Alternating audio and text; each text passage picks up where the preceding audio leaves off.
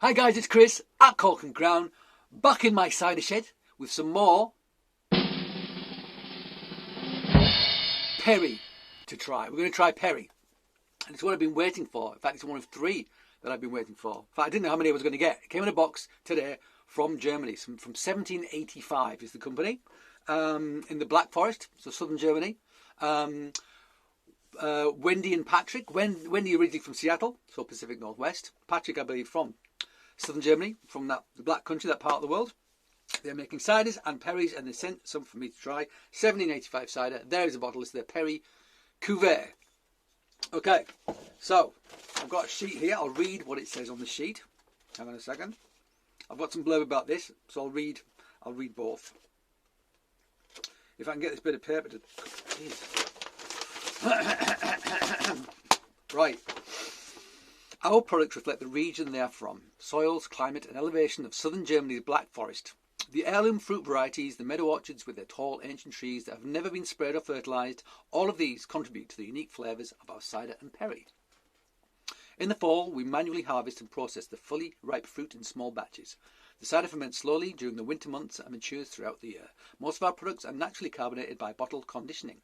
We do not filter, fine or pasteurise. It is normal for bottles to contain some yeast or tannin sediment. And it says about this particular bottle, the Perry Cuvee, one of the bottles I've got, there's no information on here about it, can't find anything, so I'll have to email them about that. I'll get in touch with them, DM them, see if I can get some information, but two of them are on here. And this one is the Perry Cuvee 2020 in the 375ml bottle. It says 7%, it says 7.8% on here, it says 7% on there, so a bit of discrepancy, don't really care, but there you go. Oh, it's got a Cider World Award, silver medal there as well, very nice. What does it say here about it? It says 100% heirloom Perry pears from majestic old trees. Bold tannins, flowery and fruity, with nicely balanced acidity. Unfiltered, unpasteurised, bottle conditioned with champagne yeast. An all-purpose drink that pairs wonderfully with food, but is also delicious and accessible on its own. Okay, so champagne yeast, so they must be letting it ferment over the winter, then bottling it, dosing it, I assume, with X amount of sugar, and then adding a champagne yeast, which will then ferment it back to bone dry. One assumes, but should give you a nice mousse, nice bubble, nice bottle that, heavy GT. So obviously there's some pressure in here. Look, what it says now. Oops, upside down. It says enjoy. So I will enjoy. All right, let's open it. Let's open it. Is it going to explode? I mean, it just arrived today from Germany, so it might have had a bit of a shake-up. Let's see what happens. Oh, not too bad at all, actually. Not too bad at all. Smoking gun, you can just see. Very delicate. Not too fizzy at all. So if they're dosing it, they're not putting too much. Oh, actually. Look at that. Look at the mousse. That is a mousse that suggests to me it's bottle conditioned. Yeah. Haze. There's actually some bits floating in there as well. Love that. Nice colour. It's nice colour. It's got that slightly... It's I mean, it's hazy, very hazy. It's unfiltered, as they said. It's got a lovely sort of slightly pink hue. It makes me think of like or a Gewürztraminer, that kind of thing. It's like a pinkish hue to it, that style of thing. And you see it in some Perrys, and getting it, and it's very nice indeed. Do like the colour a lot. I'm not sure what the varietals are. If I can find out, I'll put them on the screen. I don't think it said on the list there, but I'll try and find out. I'll put them on the screen. I think they're German. I mean, I don't know if they have German names, but they're synonymous. They're the same pear as we get, or Perry pear we get in this country, or they're indigenous to Germany. I assume they're indigenous to Germany. But let's have a sniff. Lovely nose. Oh, it smells of a beautiful ripe pear, actually. It smells more like a sort of perfectly ripe conference pear. That's the sort of aromatic I'm getting. Smells like there might be a little bit of acidity in there, almost like a sherbety sort of acidity.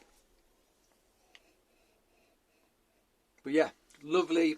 Yeah, I mean, those things, it's almost like a, sherbety, maybe lime, slight hint of lime, something like that. Nice nose though.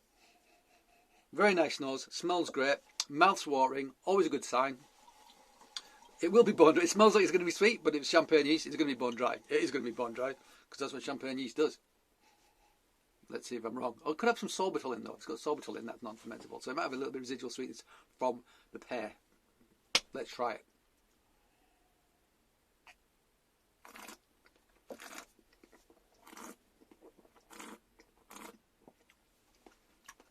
Whoa. Okay. Tannin, folks. This brings tannin. It really does. I mean, that's one of the most tannic perries I've had. Thinking the only thing that I can think of that compares it off the top of my head is like flaky bark, Ross and wine.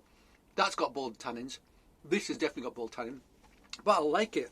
And it is bone dry. It is bone dry, but it's packed full of fruit.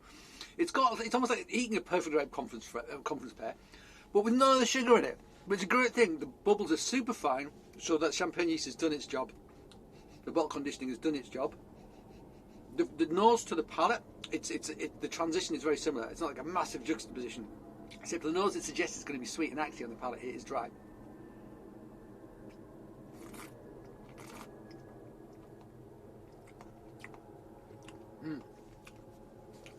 Nice acidity, hint of minerality, that wet stone. You've grabbed it out of a stream, you've licked it.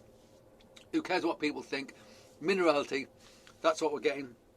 Hints of that, and it has got like a lime character. It really does. This is nice. This is nice. I really like it. Bone dry. By God, it's delicious. Yeah. I mean, it's great. And as I suspected it would be. I mean, you know, unfiltered.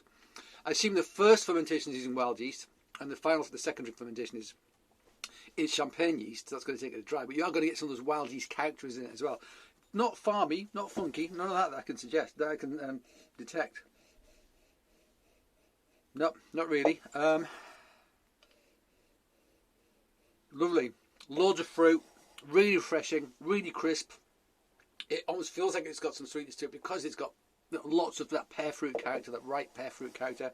Really nice, and a good start. A good start, worthy of the cider salon glass. Is this perry, methinks? Yep.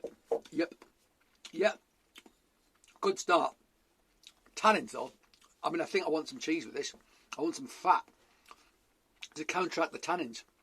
Don't get me wrong, I can drink it without cheese or without food. I just think when it's got lots of tannin, it can pair really well with food. Certain things with fat in, you know, so like fatty meats, things like that. Cheese, obviously, always. I mean, you know, I'm always going to go for cheese, aren't I? Yes, you are, Chris. Yes, exactly. Right, so there you go. The first of our 3 bottles from 1785 cider in Germany. Thank you, Wendy. Thank you, Patrick, very much. These are samples. I did not pay for these.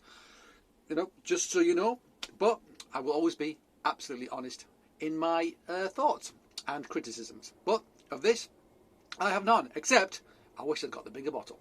That's the only criticism. All right, guys, thank you for joining me in my shed.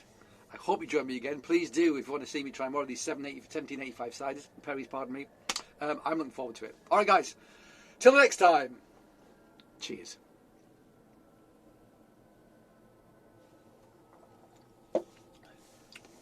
Yes, we like you.